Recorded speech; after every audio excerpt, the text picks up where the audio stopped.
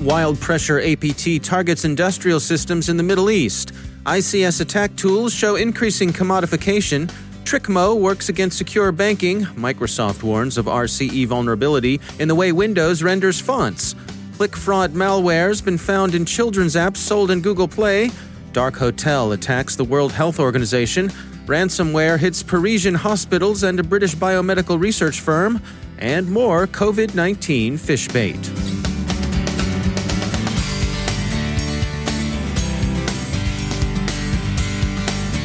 And now, a word from our sponsor, ThreatConnect. Designed by analysts but built for the entire team, ThreatConnect's intelligence-driven security operations platform is the only solution available today with intelligence, automation, analytics, and workflows in a single platform. Every day, organizations worldwide use ThreatConnect as the center of their security operations to detect, respond, remediate, and automate. With all of your knowledge in one place, enhanced by intelligence, enriched with analytics, driven by workflows, you'll dramatically improve the effectiveness of every member of the team. Want to learn more? Check out their newest ebook, SOAR Platforms, everything you need to know about security, orchestration, automation, and response. The book talks about intelligence-driven orchestration, decreasing time to response and remediation with SOAR, and ends with a checklist for a complete SOAR solution. You can download it at threatconnect.com/cyberwire. That's threatconnect.com/cyberwire. And we thank ThreatConnect for sponsoring our show.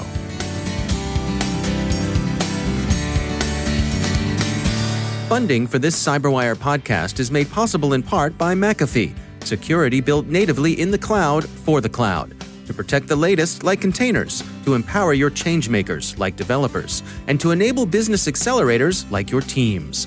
Cloud security that accelerates business. It's about time. Go to McAfee.com/time. From the CyberWire studios at Data Tribe, I'm Dave Bittner with your CyberWire summary for Tuesday, March 24th, 2020. Researchers at security firm Kaspersky summarize the activity of WildPressure, a previously unknown advanced persistent threat active against industrial targets in the Middle East. Kaspersky doesn't attribute WildPressure to any nation-state, but it notes that the group distributes a C++ Trojan researchers call Mylum. It's unclear whether WildPressure's goals extend farther than espionage. It's apparently been active in its present form since this past August. FireEye's Mandiant division has warned about the ongoing proliferation of commodity industrial control system attack tools. The developers of the tools, which of course lower barriers to entry for attackers and raise the risk to enterprises, work to make their malware as widely applicable as they can, vendor agnostic when possible, and where not, then tailored to the most widely used ICS systems. Siemens is the most heavily targeted. Within FireEye's estimation, some 60% of vendor-specific tools built with Siemens in mind.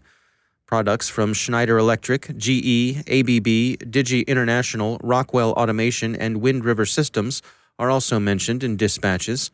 The targeting follows market share in the parts of the world of greatest interest to attackers. IBM X-Force researchers are describing what they call a relatively sophisticated bit of Android malware being pushed by TrickBot. They call the malware TrickMo and say that while it's been used against targets in Germany, it appears to be still under active development. It's a transaction authentication number stealer. Transaction authentication numbers, TANs for short, are in effect a one-time password used for multi-factor authentication, and so TrickMo is designed to get around this useful security measure.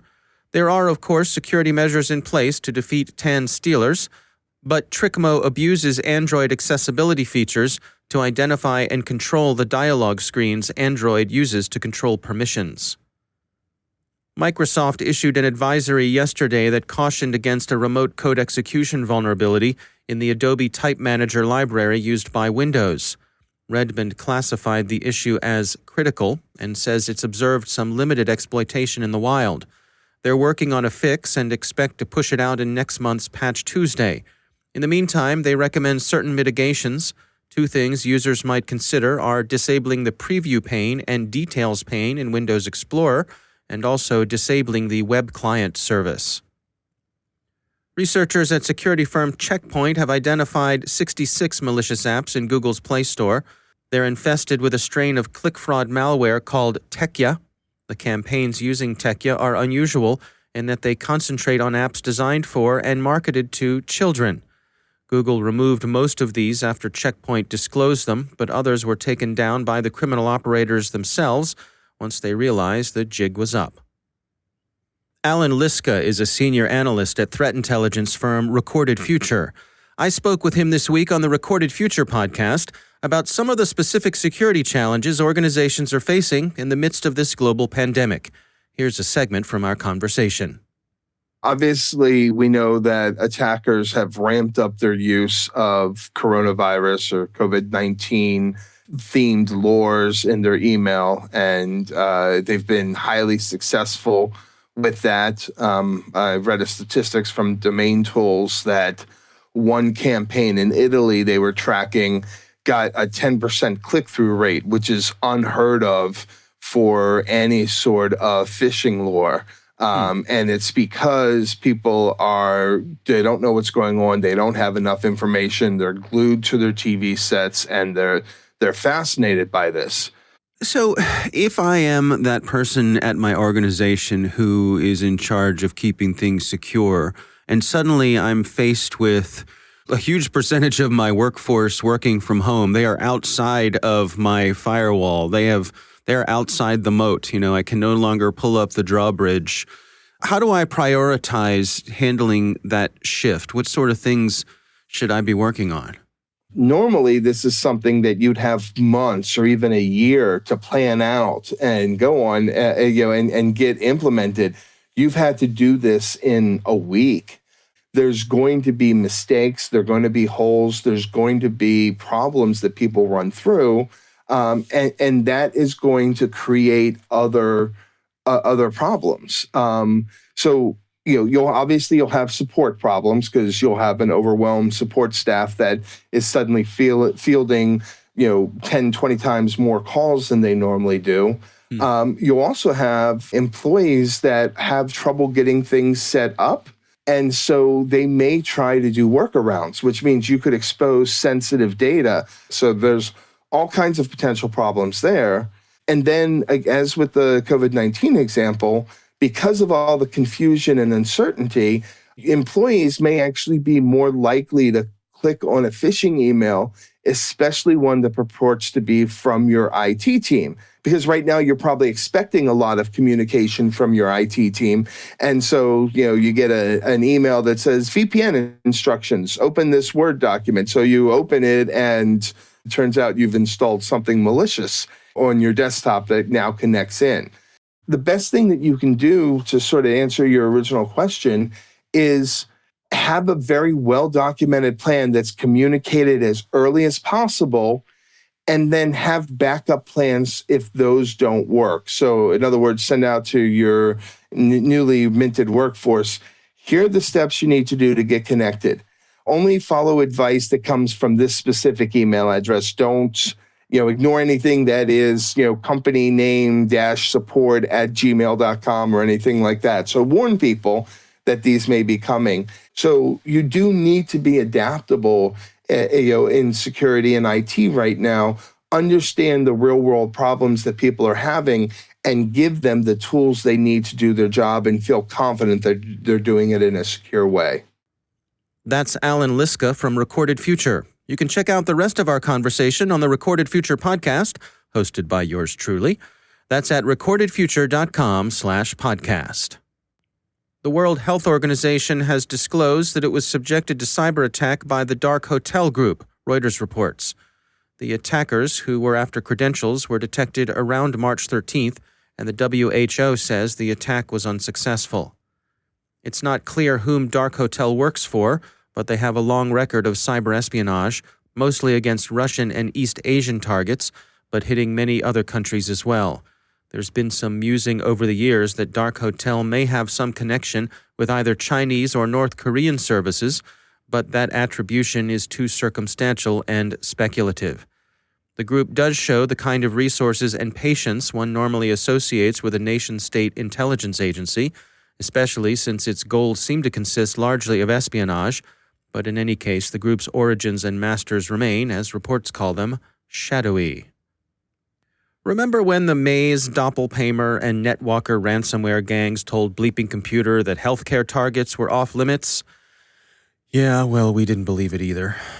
It seems that the truth changes, or perhaps there are other gangs out there less high-minded than the public-spirited three.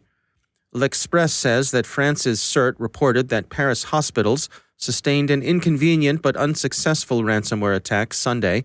The strain used against the Parisian targets hasn't been specified, but in another case it has. Forbes reports that Hammersmith Medicine's Research, a British firm standing by to help test any COVID-19 vaccines that may be developed, was the target of a Maze ransomware attack on March 14th. It might be argued pedantically that the attack happened before Maze promised good behavior on March 18th. On the other hand, that good behavior, if it ever in fact materialized, clearly doesn't extend to helping with decryption or relaxing extortion demands. The Maze gang has continued to demand payment and, what's even more evident of bad faith, has published to its dark web markets some of the data that it stole during the attack. Thieves gotta thieve. No one should build any high hopes on criminals' promises. This kind of nonsense, of course, represents a direct threat to public health, but others haven't hesitated to use fear of the COVID-19 virus as phishbait in the service of fraud or other illicit activity. Researchers at security firm KnowBe4 call it a feeding frenzy, as the cyber sharks sense coronavirus fear in the online waters. Old familiar come-ons are back in use. Bogus invoices, calendar invitations, purchase orders, requests for proposals, and casual file sharing are all out there. So do stay skeptical and stay safe. And it's not just that the virus is providing the fish bait. The conditions of relatively greater isolation that people are living under in many parts of the world also has a tendency to make them more susceptible to social engineering. HelpNet Security summarizes research by the Better Business Bureau, the FINRA Investor Education Foundation, and the Stanford Center on Longevity that suggest isolation and loneliness contribute to anyone's vulnerability to manipulation by scammers. So try to stay connected as safely as you can. Pick up the phone, chat, exchange emails, and of course, stay alert and stay healthy.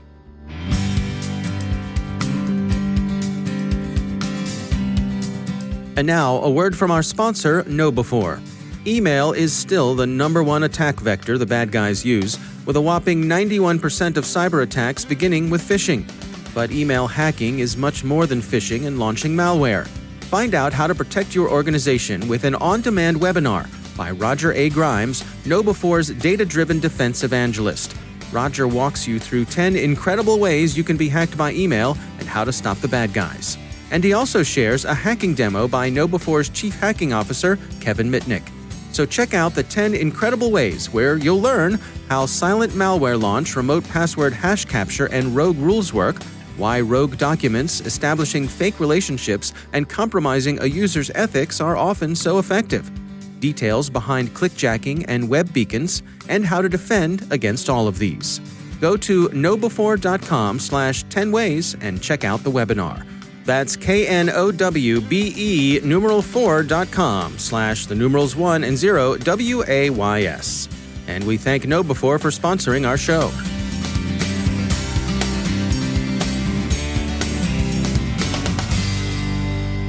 And joining me once again is Ben Yelin. He's from the University of Maryland Center for Health and Homeland Security, also my co-host over on the Caveat podcast. Ben, over on Caveat, you and I have been discussing, as I think most podcasts are these days, the evolving situation with the coronavirus.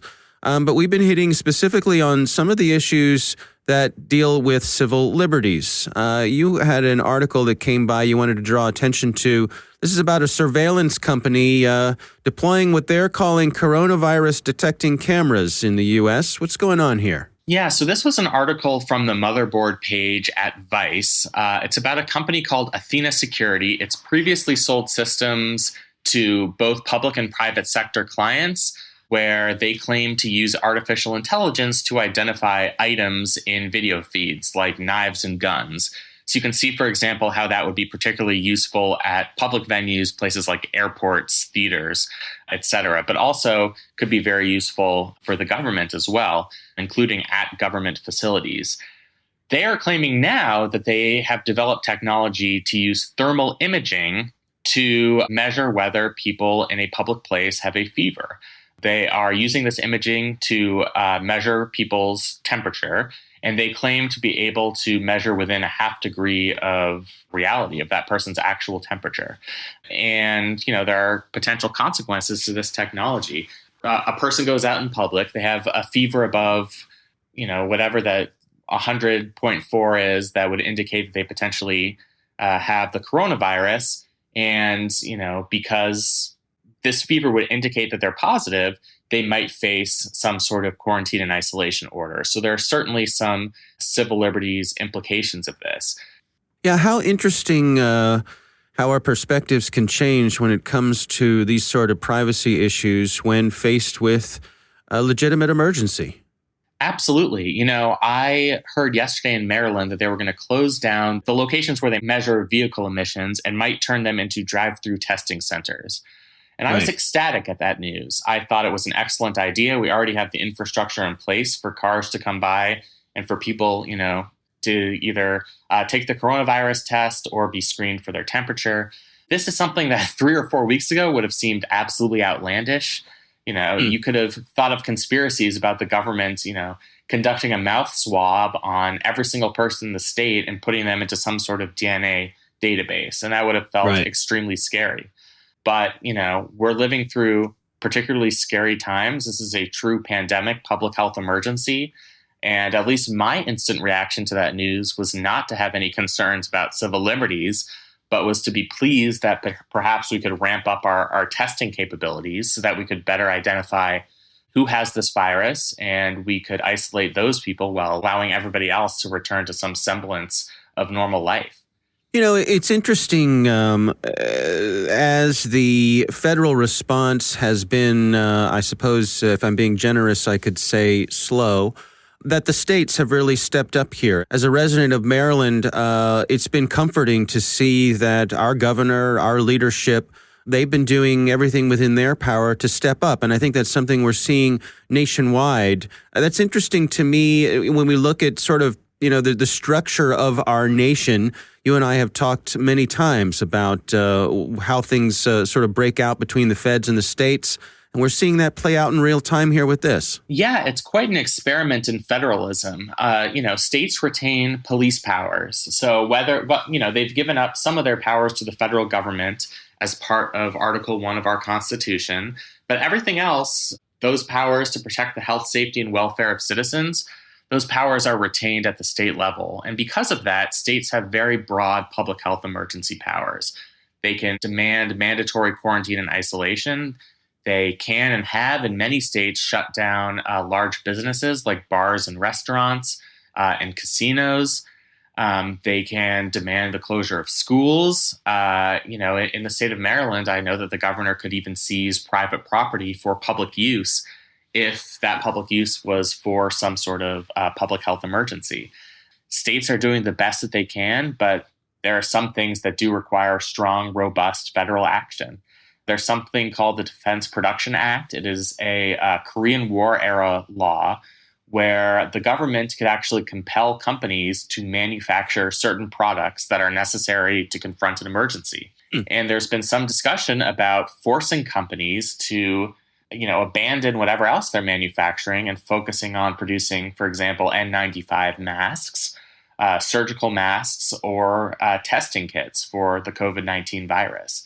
And that's something that really can only be done at the federal level because it's only the federal government that has access to those resources. Right. All right. Well, interesting insights as always. Ben Yelin, stay safe. Thanks for joining us. You too. Thanks.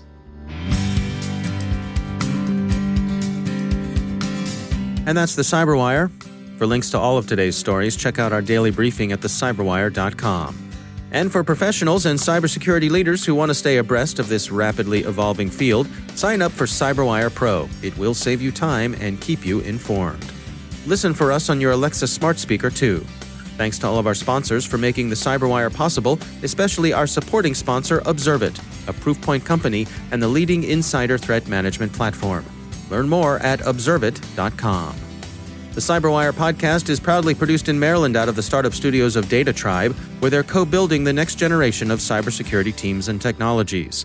Our amazing CyberWire team, working safely from home, is Elliot Peltzman, Peru Prakash, Stefan Vaziri, Kelsey Bond, Tim Nodar, Joe Kerrigan, Carol Terrio, Ben Yelin, Nick Valecki, Gina Johnson, Bennett Moe, Chris Russell, John Petrick, Jennifer Iben, Rick Howard, Peter Kilpie, and I'm Dave Bittner. Thanks for listening. We'll see you back here tomorrow.